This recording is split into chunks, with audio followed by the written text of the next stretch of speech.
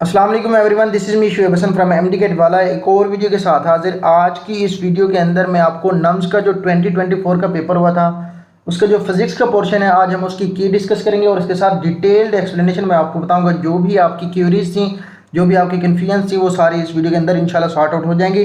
तो question number 1 को देखते हैं। क्वेश्चन नंबर 1 है, at what angle of applied force work done will be 50%।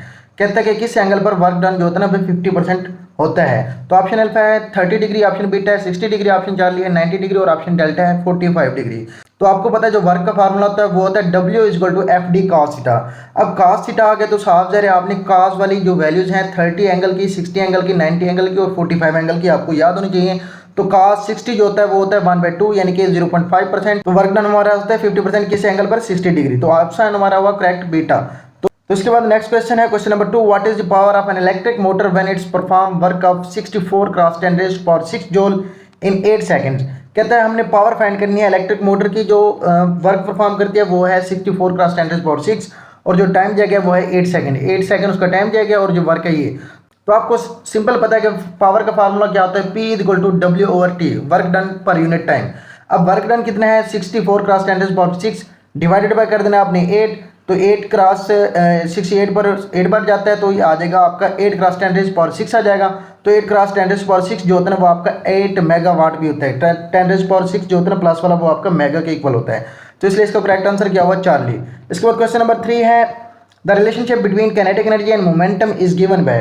तो आपको पता है kinetic energy equal to half M V square होता है। जब half M V dot V लिखें तो एम वी जो होता है ना वो मोमेंटम होता है। तो अगर हम इसका ओवरऑल लिखें तो काइनेटिक एनर्जी जो होता है ना वो इज इक्वल टू आता है पी स्क्वायर ओवर 2m, जो ऑप्शन है हमारा डेल्टा। और अगर आपसे वो काइनेटिक एनर्जी की बजाय आपसे मोमेंटम पूछ लेता है, मोमेंटम होता है P equal to √2m kinetic energy. तो ऑप्शन इसका क्या हुआ, delta. Kinetic energy equal to P square over 2m।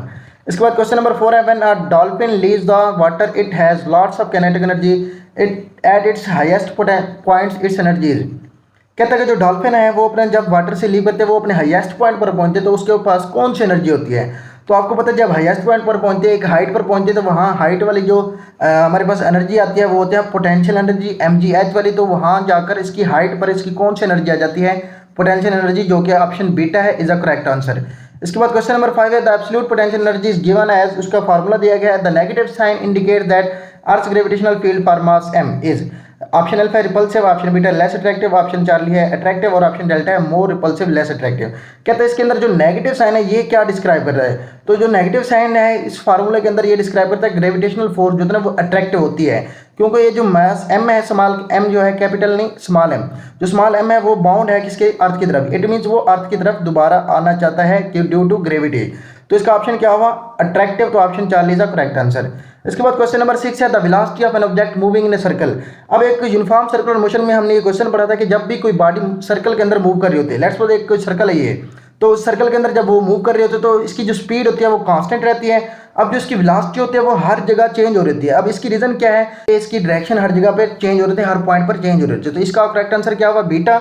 अगर आपसे वो स्पीड पूछता तो कांस्टेंट अल्फा रहता है, अगर उसने पूछा वेलोसिटी का ऑप्शन बीटा वेरिएबल ही करेक्ट आंसर है। इसके बाद क्वेश्चन नंबर 7 है, if you stop your car quickly by wearing seat belt the chance of injury is greatly reduced because the seat belt applied। तो इस क्वेश्चन में कहता है कि अगर आप कार चला रहे हैं उसको आपने क्विकली स्टॉप किया है, आपने सीट बेल्ट भी बांधा हुआ है, जब आपने सीट बेल्ट बांधा हुआ है तो आपके इंजरी के चांस जो होते हैं ना वो कम हो जाते हैं। इसकी वजह क्या है, जो सीट बेल्ट होता है वो कौन सी फोर्स अप्लाइड करता है, ये क्वेश्चन पूछा गया है। Option alpha extra force, option beta है perpendicular force, option Charlie opposite force और ऑप्शन डेल्टा है जीरो फोर्स। तो आपको पता होगा जब भी हम सडनली या क्विकली ब्रेक लगाते हैं तो हमारा इनर्शिया जो है ना हमारी बॉडी को आगे धकेलता है, लेकिन जो हमारा सीट बेल्ट होता है वो अपोजिट फोर्स लगाकर हमें इंजरी से बचाता है और हमें आगे ज़्यादा पुश नहीं करता। तो इसका करेक्ट आंसर क्या हुआ, Charlie, that is opposite force. तो करेक्ट आंसर इज चार्ली। इसके बाद क्वेश्चन नंबर 8 है, a ball with momentum 8 kilogram metre per second hits a ball and bounces strikes back without losing kinetic energy. Condition पड़ेगा कि bouncing straight back without losing kinetic energy, kinetic energy इसके अंदर loss नहीं होती। तो इसमें क्या करना है, the change in momentum of the ball. अब चेंज ऑफ मोमेंटम हमने फाइंड करना है। चेंज ऑफ मोमेंटम क्या होता है, final momentum minus initial momentum. अब जो हमारा इनिशियल मोमेंटम है वो तो है हमारा 8। अब कहता है वो बॉल जो गई है उसने बॉल को हिट किया है और इसी मोमेंटम के साथ वो वापस आई है, क्योंकि उसने कोई भी काइनेटिक एनर्जी लॉस नहीं की। तो जो वापस आ रही है तो इसकी डायरेक्शन चेंज हो रही है तो इसमें इट मीन्स उसकी जो साइन आएगा, जो हमने फाइनल मोमेंटम बनेगा वो बनेगा -8। तो इनिशियल मोमेंटम हमारे पास 8 है, तो हमने चेंज इन मोमेंटम फाइंड करना है। तो चेंज इन मोमेंटम का फार्मूला होता है change in momentum is equal to final momentum minus initial momentum.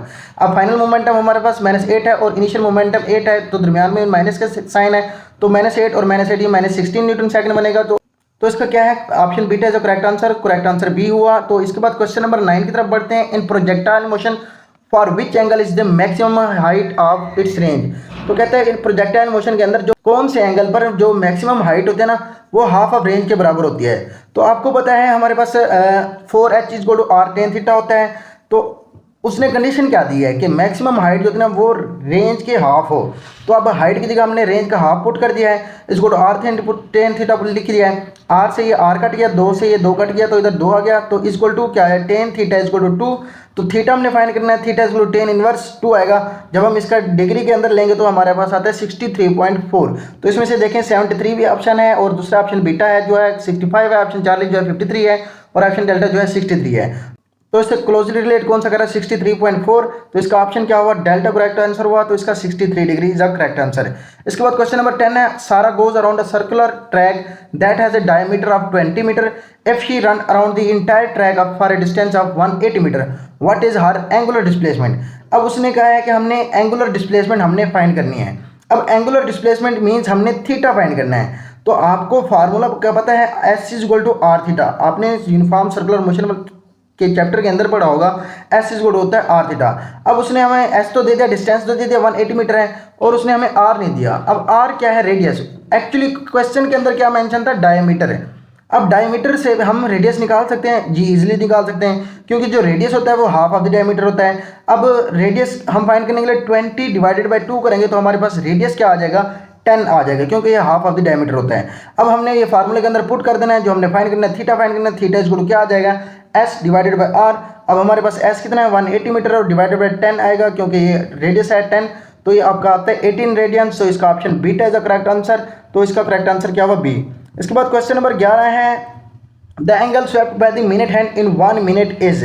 तो इस क्वेश्चन में वो आपसे पूछता है कि एंगल कौन सा होगा मिनट हैंड जो वॉच होती है उसके 1 मिनट के अंदर। तो आपको जो पता है जो वॉच की एक नीडल्स होती है वो अपना सर्कल कंप्लीट करती है 360 डिग्री कंप्लीट करने के बाद। तो मिनट हैंड है, minute hand means 60 = circle complete करते हैं 360 डिग्री सेंटीग्रेड के अंदर, 60 = 360 लिखना। तो हमने क्या करना है 1 मिनट का फाइंड करना है, 360 डिवाइडेड बाई 60 करेंगे तो हमारे पास आ जाएगा 6 डिग्री। तो इसका करेक्ट आंसर क्या हुआ, अल्फा। तो इधर एक्सप्लेनेशन भी दी गई, साथ साथ आप इसको भी देते जाएं। इसके बाद क्वेश्चन नंबर 12 है, to find the direction of angular displacement we use. अच्छा, ऑप्शन अल्फा है grasp the axis of rotation in your right hand, option beta है grasp the axis of rotation in your left hand, option चार put the thumb of your right hand in the direction of circular motion, option delta है put the thumb of your left hand in the direction of circular motion. अब आपको पता है angular displacement find करने के लिए हम right hand rule use करते हैं। अब राइट हैंड रूल वाले जो ऑप्शन जो है इसमें से ऑप्शन अल्फा और चार्ली में से हमने सेलेक्ट करना है। ऑप्शन बीटा और डेल्टा जो होगा ना ये हम निगलेक्ट कर देंगे, क्योंकि इनके अंदर लेफ्ट हैंड रूल की बात की गई है, जो हमारा इसका एक्सिस ऑफ रोटेशन के फाइंड करने के लिए एंगुलर डिस्प्लेसमेंट को फाइंड करने के लिए यूज नहीं होता। तो अब हमने चूज बेस्ट करना है कि ऑप्शन अल्फा करेक्ट है या ऑप्शन चार्ली। तो मैं आपको बता दूं, हमने जब भी एंगुलर डिस्प्लेसमेंट या एंगुलर वेलोसिटी जो भी एंगुलर हमारी क्वांटिटीज हैं जो भी हम उनको फाइंड करने के लिए राइट हैंड रूल यूज करते थे ना, तो हम उसको एक्सिस ऑफ रोटेशन के गिर्द देना उसको ग्रैस्प करते हैं, ना कि ये उसकी डायरेक्शन जो सर्कुलर मोशन। तो ऑप्शन चार्ली नहीं हो सकता, उसको क्या करते हैं एक्सिस ऑफ रोटेशन के थ्रू रोटेट करते हैं। तो इसका ऑप्शन क्या होगा, अल्फा। तो क्वेश्चन नंबर 13 है, particle moves in a circle of radius 200 centimetre with the linear speed of 20 metre per second, find the angular velocity. बहुत ही आसान सा सिंपल सा फार्मूला लगाना है, v = r ओमेगा। आपको उसने क्या दिया, लीनियर स्पीड दे दी है, v दे दी है, और आपको इसके साथ साथ रेडियस भी दे दी है। रेडियस है 200 सेंटीमीटर, इसको हम मीटर के अंदर कन्वर्ट करेंगे तो आपका आएगा 2 मीटर। और इसके बाद फार्मूले बिल लगाएंगे, v = r ओमेगा। उसने हमें क्या दिया, लीनियर वेलोसिटी भी दे दी है, और इसके साथ रेडियस हमारे पास 2 मीटर आ गया। तो v = r ओमेगा के फार्मूला के अंदर पुट करें तो ओमेगा = v/r आ जाएगा। अब v क्या है हमारे पास 20 है और r क्या हमारे पास 2 है, तो 20 डिवाइडेड बाई 2 करेंगे तो हमारे पास आता है 10 रेडियन पर सेकंड। जो इसका आंसर है वो है डेल्टा, करेक्ट आंसर है। इसके बाद क्वेश्चन नंबर 14 है, for anti clockwise rotation the angular displacement is. ये बुक की लाइन है कि एंटी क्लॉकवाइज रोटेशन हो तो हम कन्वेंशन जो होते हैं इसकी पॉजिटिव लेते हैं, अगर हो क्लॉकवाइज रोटेशन तो एंगुलर डिस्प्लेसमेंट की जो कन्वेंशन है हम क्या लेते हैं, नेगेटिव। तो इसका आंसर क्या होगा, पॉजिटिव। तो ऑप्शन इज बीटा करेक्ट। तो क्वेश्चन नंबर 15 है, the speed of sound in solid is greater than the speed of sound in air. कहता है जो स्पीड ऑफ साउंड होती है ना वो सॉलिड में ग्रेटर होती है एज कम्पेयर टू एयर। इसकी रीजन क्या है, इसकी रीजन बीटा करेक्ट आंसर है, क्योंकि जो इलास्टिक मॉडुलस होता है और इसकी जो डेंसिटी होती है सॉलिड की वो ग्रेटर होती है एज कम्पेयर टू एयर। तो करेक्ट आंसर है वो हमारा बीटा। क्वेश्चन नंबर 16 है, बॉडी ऑफ मास 10 किलोग्राम। कहते हैं कि बॉडी है उसका जो मास है वो है 10 किलोग्राम, वो कनेक्टेड टू अ स्प्रिंग, वो स्प्रिंग के साथ कनेक्टेड है और जो वो ऑसिलेट कर रहे हैं on a horizontal friction less surface. कहते हैं the maximum displacement of the body is 20 centimetre. कहते हैं उसका जो मैक्सिमम डिस्प्लेसमेंट है वो है 20 सेंटीमीटर और उसका जो स्प्रिंग कांस्टेंट है वो है 20 न्यूटन पर मीटर। अब इसमें हमने फाइंड क्या करना है, एक्चुअली हमने इसमें फाइंड करना है what is the acceleration of the body. अब हमने इसमें क्या करना है, एक्सेलरेशन फाइंड करना है। तो आपको पता है एक्सेलरेशन का सिंपल फार्मूला क्या होता है, acceleration is equal to minus omega square X. अब वो जो ओमेगा स्क्वायर होता है वो किसके बराबर होता है, के ओवर एम के बराबर होता है। अब के और एम को हम ओमेगा स्क्वायर की जगह पुट करेंगे तो के और एम डॉट एक्स हमारा मेन फार्मूला बन जाएगा। अब के की वैल्यू हमारे पास है पर 20 और मैस भी हमारे पास 10 किलोग्राम है पे और एक्स भी हमारे पास है 20 सेंटीमीटर। इसको हम मीटर में कन्वर्ट करेंगे तो 0.2। तो इसकी वैल्यूज पुट करेंगे 20 डिवाइडेड बाई 10 और मल्टीप्लाई करेंगे 0.2 तो ये आता है 0.4 मीटर पर सेकंड स्क्वायर। तो इसका ऑप्शन है delta 0.4 metre per second square. इसके बाद क्वेश्चन नंबर 17 है, a normal person can hear sound waves ranging in frequency from 20 Hz to 20 kHz, the maximum wavelength is।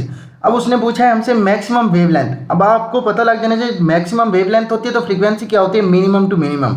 अब इसमें से देखिए मिनिमम फ्रीक्वेंसी कौन सी है, 20 हर्ट्ज है और मैक्सिमम कौन सी है, 20 किलो हर्ट्ज है। अब हमने एक्चुअल में फाइंड क्या करना है, मैक्सिमम वेवलेंथ फाइंड करनी है। तो मैक्सिमम वेवलेंथ फाइंड करने के लिए हम मिनिमम फ्रीक्वेंसी वाले लेंगे 20 हर्ट्ज को। इसका जो फार्मूला होता है वो सिंपल है, v equal to F lambda. अब हमने लैम्डा फाइंड करना है तो लैम्डा इक्वल हो जाएगा, अब v क्या है, स्पीड ऑफ साउंड हमने इमेजिन करके इसकी वैल्यू पुट कर देनी है क्योंकि यहाँ नहीं देगी। अगर नहीं देगी तो हमने कॉमन वही लेनी है, speed of sound in air जो होती है वो 343 मीटर पर सेकंड होती है। तो इसकी अगर वैल्यू पुट करें 343 metre per second divided by, अब हमने इसकी मिनिमम फ्रीक्वेंसी 20 पुट करनी है तो इसका आंसर आता है 17.15 meter which is approximately 17 meter. तो इसमें से करेक्ट आंसर क्या होगा हमारा अल्फा। इसके बाद क्वेश्चन नंबर 18 है, NaCl dissolve quickly in water due to. कहते हैं NaCl जो होता है ना वो क्विकली डिजॉल्व होता है इन वाटर। इसकी वजह क्या है, क्योंकि जो वाटर का डाइलेक्ट्रिक कांस्टेंट होता है वो ज़्यादा होता है, जो इसकी वजह से वो इजीली आयोनाइज हो जाते हैं और वो एक दूसरे के अंदर क्विकली सॉल्युबल हो जाते हैं, डिजॉल्व हो जाते हैं। तो इसका करेक्ट आंसर क्या हुआ, बीटा। इसके बाद क्वेश्चन नंबर 19 है, a capacitor can be fully charged once the time required to charge. अब ये आपकी बुक की लाइन ली गई है, इसका आंसर है डेल्टा, इन्फिनिटी टाइम्स को चाहिए होता है। इसके बाद क्वेश्चन नंबर 20 है, the electric field at A distance of 10 centimetre from a 2 microcoulomb charge is. तो इसमें उसने हमसे पूछा कि इलेक्ट्रिक फील्ड इंटेंसिटी फाइंड करनी है। उसने हमें डिस्टेंस भी दे दिया है और इसके साथ साथ जो चार्ज है वो भी दे दिया है। चार्ज 2 माइक्रोकूलम है और जो डिस्टेंस है वो 10 सेंटीमीटर। तो हमने इलेक्ट्रिक फील्ड इंटेंसिटी फार्मूला का क्या होता है, E इक्वल टू के क्यू ओवर आर स्क्वायर। अब के क्या है, ये हमारे पास कांस्टेंट होता है, इसकी वैल्यू क्या होता है 9 क्रॉस 10⁻⁹ और Q की वैल्यू क्या है 2 माइक्रोकूलम है, माइक्रो क्या होता है 10⁻⁶। तो R की वैल्यू हमने पुट कर देनी है, इसको सेंटीमीटर है तो इसको हम पहले मीटर में कन्वर्ट करेंगे, सेंटीमीटर 10 सेंटीमीटर तो इसको मीटर में कन्वर्ट करेंगे तो आएगा 0.1। अब इसका होल का हमने लेना स्क्वायर। तो जब हम इसकी सारी कैलकुलेशन करते हैं तो हमारे पास करेक्ट आंसर आता है 18 क्रॉस 10⁵। तो इसमें से कोई ऑप्शन नहीं करेक्ट, तो होप सो आपको नाम से इसका ग्रेस मार्क्स प्रोवाइड करेगा।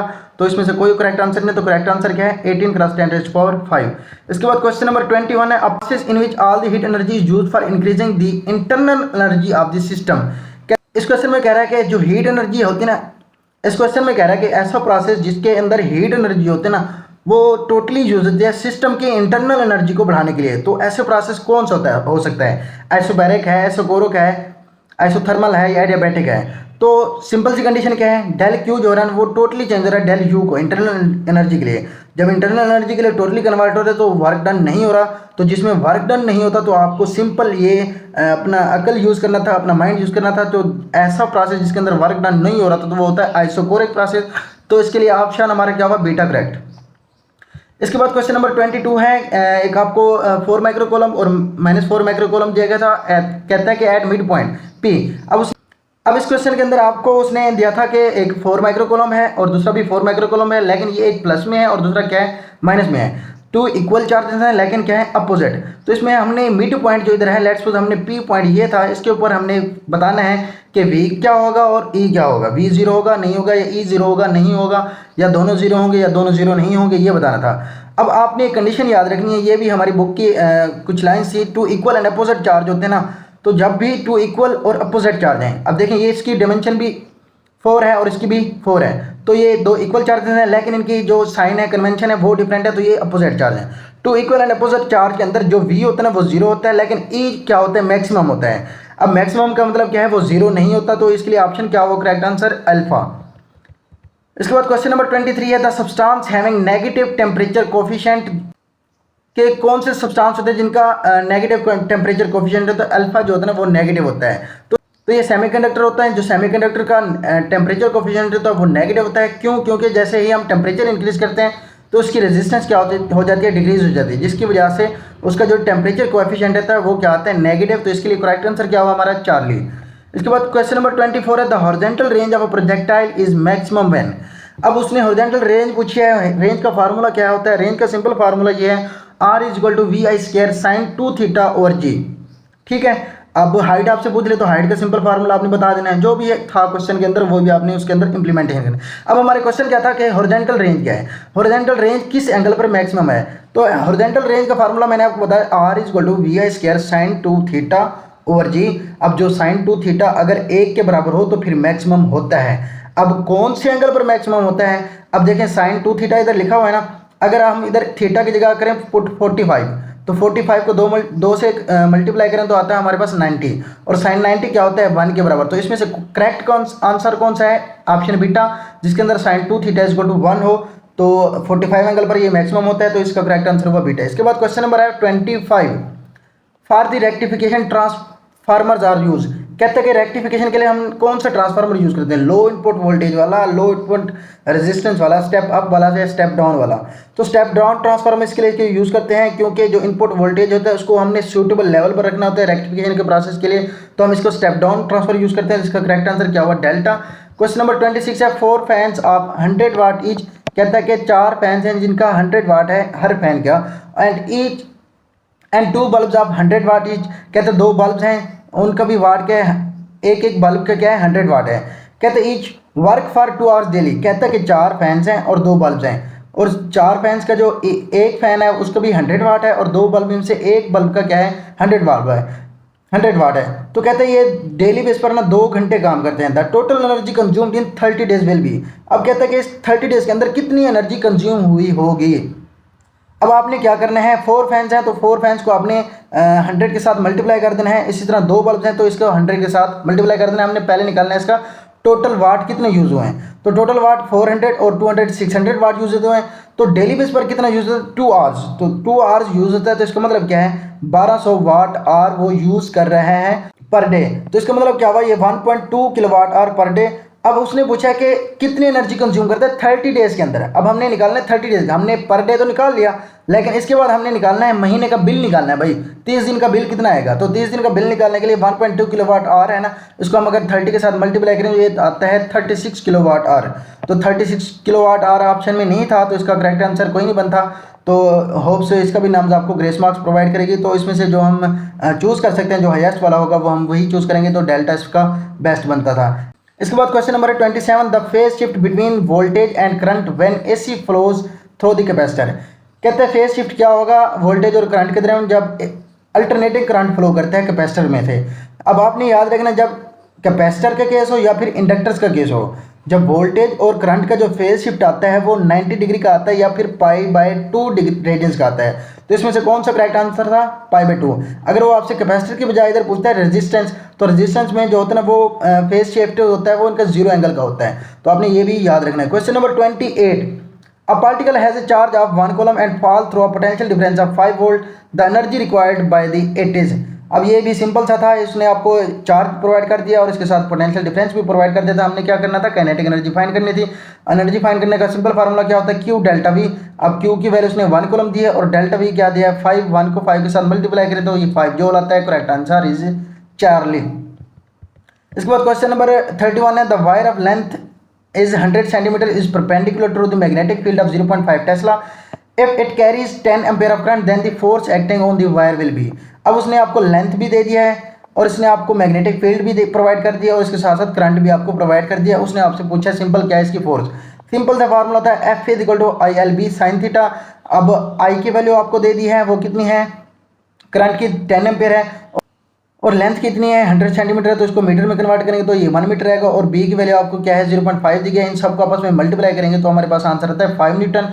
तो इसमें करेक्ट ऑप्शन क्या हुआ डेल्टा 5 न्यूटन। इसके बाद क्वेश्चन नंबर 32 है the value of electric field intensity between the plates increase 2 time.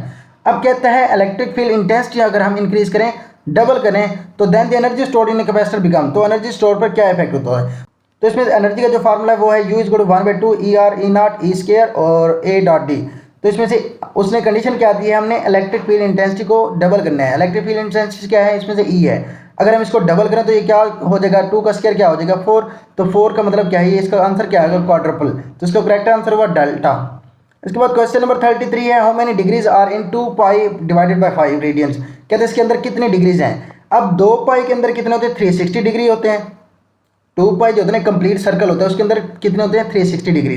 अब उसने कहा डिवाइडेड बाय 5 भी है, तो 360 डिवाइडेड बाय 5 करें तो इसका आंसर आता है 72। तो इसका करेक्ट आंसर हुआ डेल्टा।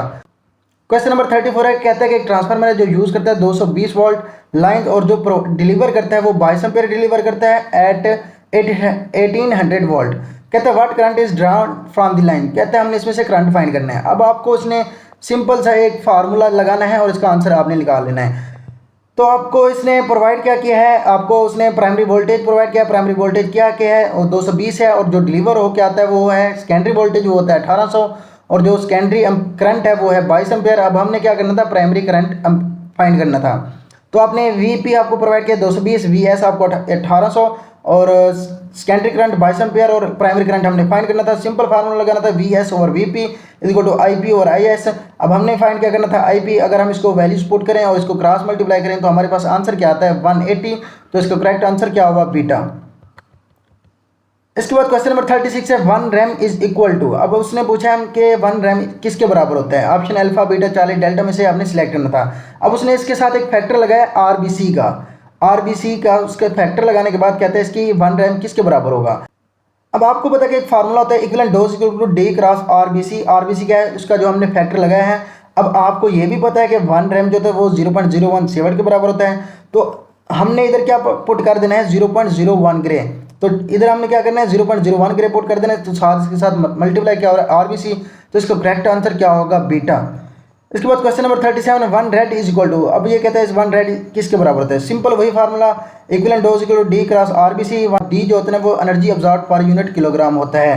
तो एनर्जी अब्जॉर्ब क्या है उसके जोल में लेंगे तो 0.01 जोल है, और पर किलोग्राम में आएगा वो क्या होगा किलोग्राम लेंगे। तो इसका ऑप्शन अल्फा करेक्ट आंसर बनता है। तो क्वेश्चन नंबर 38 है 60 kilogram man absorb a lethal whole body equivalent dose of 200 gram with RBC factor of 10 then the energy absorbed is। अब हमने इसमें क्या करना है एनर्जी अब्जॉर्ब फाइंड करनी है।